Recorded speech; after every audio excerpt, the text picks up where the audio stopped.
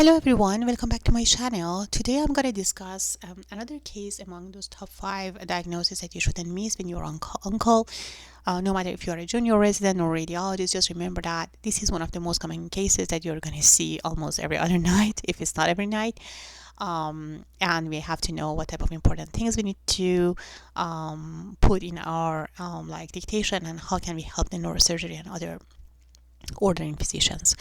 Okay, so this is a 40-year-old patient came to the ER with the complaint. They can be, it depends on the severity, but they can come with worst headache of life. This is a buzzword in your core exam.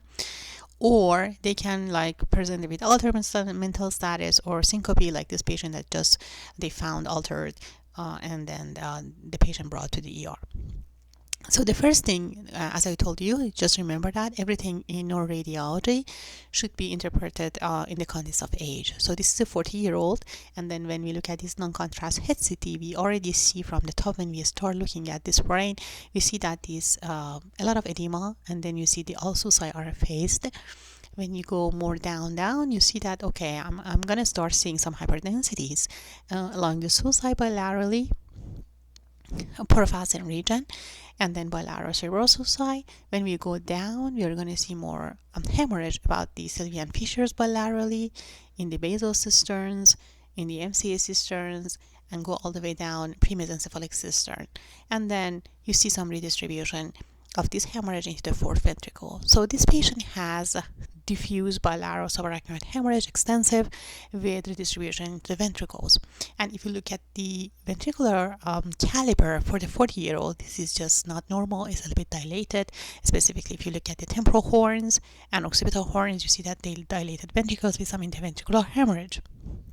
So this patient, when I'm going to dictate this, I should say there is diffuse subarachnoid hemorrhage, and with early hydrocephalus in this patient, which is not expected, like in a 40-year-old, to have this prominent ventricular system with interventricular redistribution of that hemorrhage.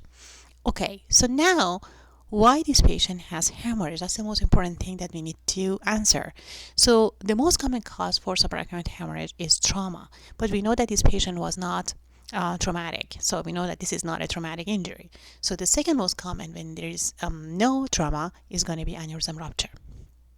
Okay, so for aneurysm rupture, we have to find the source of that aneurysm. Where is this aneurysm that ruptured and causes this diffuse extensive subarachnoid hemorrhages? The next step we have to do is a CTA to look at the vessels. But before that, we just need to look at this pattern of hemorrhage that gives you some sort of clues. So basically, this is a basal cistern area. When you look at that, so this is the expected location of the ACA. These are probably MCAs, and then you're going to see PCAs right there. But just by the look of this basal cistern, I already know that I should look something around here, because you see that there is some more concentration of the blood products in the right aspect of the basal cistern, and we see some asymmetric appearance here on the right. So I'm going to look for this area on my CTA and look for some aneurysm.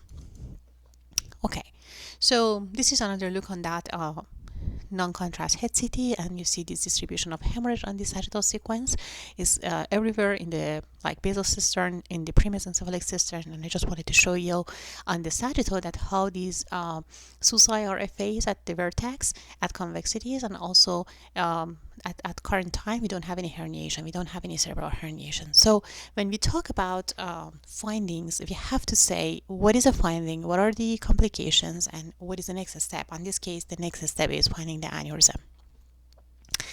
Okay, so down the ER, if they already didn't order at the same time, they subsequently order the CTA to look for the aneurysm. So the common areas that we need to look for aneurysm are at the area that we have just changing the flow, or at the bifurcations. So that's the most area, that's the common areas to look for aneurysm, because this is the area that is just prone to aneurysm formation. So the most important parts that we have to look is just this region.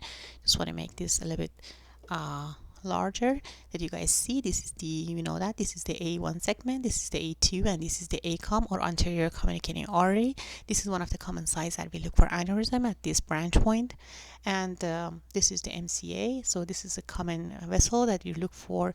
This is ICA, but the common vessel that look for aneurysm formation is going to be MCA. So these areas like subarachnoid and also that MCA bifurcation is another area that we need to look for aneurysm. So as I said before, I was suspecting that this aneurysm coming somewhere from the right, so I just tried to look at that more closely. So look, this is the petrosegment of the right ICA. Then we are going to see the cavernous segment. This is going to be cavernous, goes all the way down. This is going to be subarachnoid, and then now here somewhere we are going to just see the origin of the PCOM, which is another most common area that we are going to have aneurysm, which basically this aneurysm is coming from. So if you look here just more carefully, you see that there is something here that is just it's not a vessel, so it's just like outputching right there. Let me put some but pointer. You see that this area is an aneurysm that is probably most likely responsible for this subarachnoid hemorrhage. So basically you have to look at the vessels very closely, like very slowly, to just find this outpushing that you see right there. Okay. We usually use some MIP imaging or reconstruction to help us to find the aneurysms better. So basically this suppresses everything in the background, and then you're going to look at the vessels very closely. So don't skip this MIP imaging. Always look at them for your stroke cases or for aneurysm cases. Again, if you look at this closely, you see that, okay, right there, you're going to see an outpushing that is responsible for this hemorrhage. Let me make this bigger, so it's right there. So this outpushing, as you see, this is inferior laterally directed aneurysm that is just about 3 millimeter, that was ruptured and responsible for this huge subarachnoid hemorrhage in this patient. Okay, so now we almost done with our job. So next step is for neurosurgery or neuro IR to take the patient to just do some sort of coiling on this like aneurysm, and that's what usually happens in these cases. Okay, so just wrap up.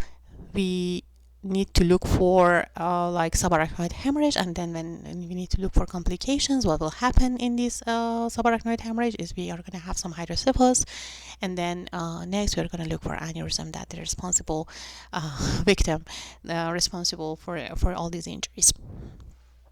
And then next patient goes to the OR.